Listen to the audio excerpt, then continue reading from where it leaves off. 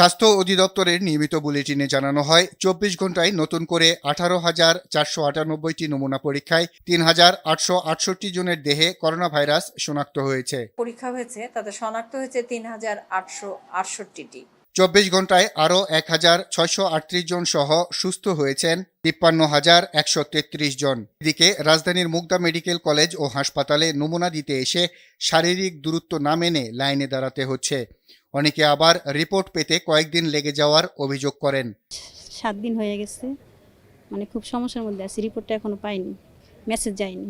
হাসপাতালের পরিচালক দাবি করেন নির্ধারিত সময়েই তারা রিপোর্ট দিচ্ছেন, তবে জনবলের সংকট থাকায় অনেক সময় কিছু সমস্যা হচ্ছে। আমাদের হসপিটালে প্রত্যেকটা রোগী আমরা তাদেরকে রিপোর্ট দিয়ে দিচ্ছি। আমাদের একটা সেলই আছে রিপোর্ট দেওয়ার, 10টা থেকে 12টার মধ্যে ওখানে আমাদের রিপোর্ট দেওয়া হয়।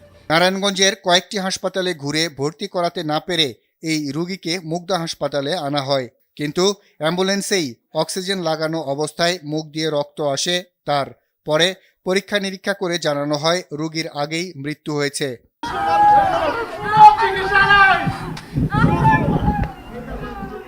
করোনা চিকিৎসার জন্য নির্ধারিত কুর্মিটোলা হাসপাতালেও স্বাস্থ্যকর্মী সংকটের অভিযোগ করলেন রোগীর স্বজনরা।